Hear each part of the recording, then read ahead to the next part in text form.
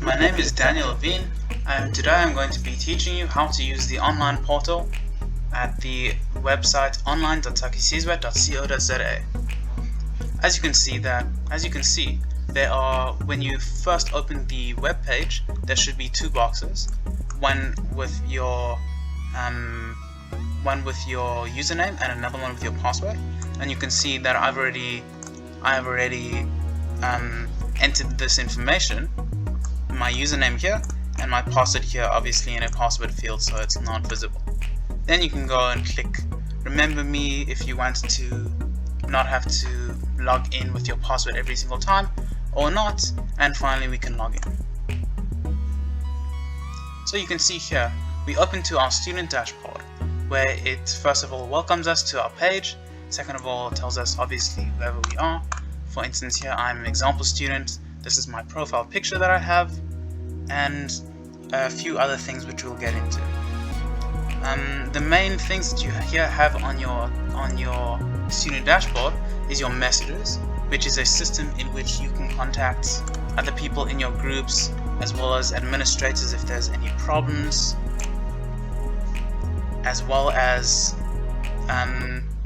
reports, which tells you exactly where you are in terms of your grades in whichever course that you enrolled in currently. For instance, I have NG's computing gradebook. Currently I'm having an F because I'm still going through everything. Let's carry on with the tour. The main thing over here is you can see over here we have a little thing that says online courses. So you want to move that online courses, you want to press it, and it'll take you to all of the online courses. So depending on the day you'll see different things here, but the basic idea is that I want to show you exactly how grading and how actually doing quizzes work on the system. So let's go down to end user computing. Let's click it, and you can see when we click on one of the unit standards, when we click on one of the qualifications, it takes us, first of all, it gives us a purpose and rationale of the qualification, explaining exactly what is entailed in this qualification, and then finally it also gives us a whole lot of course content. For instance, in end user computing in this course, there are 9 clusters, each one with many unit standards, some up to 1, some up to even 10. That's the basic structure of the actual course itself. Now let's actually check out the course contents. Let's click on the first unit standard. So you can see here that in the first unit standard, it takes me to a section where it says lessons and materials. In materials, what the first step that you're going to be taking is that you're going to be downloading the LG, the learner guide. And to do that, you just press materials, you click on it, and it should open a little download box over here. You can see that it's already downloaded, and this is actually your learner guide. This is your guide to understand what the formatives. It's your workbook basically, and it won't have any of the questions. Rather, it'll have the learner guide to understand exactly what the questions are and how to basically answer the questions. So that's the first thing in here. Also under materials, if you have any other information that you need to get, for instance specific pictures that you need to have or attach, or other documents in which you need to be working with, that'll also be in materials. Whether that be in the unit standard or in the summative, we'll go through that. So let's go back to lessons. We clicked on the lesson, we can click back into the unit standard. Again, it just shows us the topic, which is the understanding of what this specific unit standard is. You can see here that it has a decent amount of information about the unit standard itself, as well as again the materials. Again, this is also a place where you'll not only find the learner guide, but you should also find specific information about this unit standard in itself. Now let's go on to the formative assessment. So you can see when we click one of the formative assessments, it opens up. Obviously this is assuming that you've completed the learner guide. Let's start the quiz. So you can see this is a basic formative assessment. It has many different questions, and it has places in which that you type your response. So for instance, what is a Trojan, what is a cookie, what is the internet, what is www, and then what's a URL. This is all things in which you'll be asked and all things which will be explained in the learner guide, and this is something that you will have to answer as in these boxes.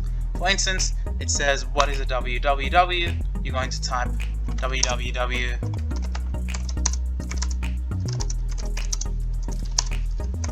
www stands for the World Wide Web. That's an example of a question being answered. Some questions need much more information, some questions need less. It's all on a question by question basis. And that's the basic idea. Finally, when you've completed all of the questions, you can scroll all the way down. And I mean, you wouldn't be scrolling down when you're finishing the questions, but finally you can press finish quiz. That will tell you it's computing how many of the questions that I have completed and how many I have got right. So you can see that currently I've got 0 of the questions answered correctly, and I have 9 essay questions pending, because you know that I wrote down all of those essays and they haven't been reviewed manually yet. And over here in the same section you can see exactly how you were graded, you can see what you wrote, and it's just a nice little area. You can restart quizzes here as well if you feel like you can do better, and you can also click here to continue. So let's press here to see a different example of formative assessment. This is another formative assessment, and this formative assessment is actually an assessment in which a user has to physically do something. In this example, you have to start a search engine that you're comfortable with, and you have to take screenshots of specific elements in the search engine. For instance, the address bar, Internet Explorer, links bar, status bar. And basically, once you've taken these screenshots, then you press the done button. And finally, it says upload the image with each element pointed out. You will have those screenshots and upload them here. So this is an example of an upload question, and this is a slightly different question to the essay question, obviously, in which you have a file or you have a document in which you have to edit or create, and you upload the file and you wait for a review of the actual file itself. It's more of a practical quiz. And you can see, for instance, in each of these quizzes you will have specific files that you have to upload, and it will guide you exactly how to do that and what type of files. For instance, if you have to put in a PDF specifically, let's say you're converting a Word to a PDF as an example, it will tell you, and then you would have to upload that PDF specifically. If not, obviously no marks will be, or not enough marks will be given. And it's the same thing here, showing specific things about favorites, tabs, and uploading the screenshots. Finish quiz. You can see that's the basic idea. Again, you can view questions. That's the basic idea of everything. And then just a little thing about the summatives.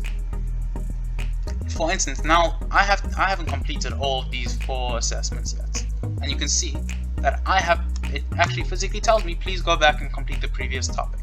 So I have to finish each assessment one by one in this order in order to finally get to the summatives, and then the next unit stand, and the next cluster, and the next cluster, until finally we finish the entire qualification. We can see if I go back, if I press previous topic, it'll take me back until I have to actually finish each formative. You can see that the little box over here turns green when you've completed it. That's the basic idea. Summatives, practicals, and logbooks, very similar thing.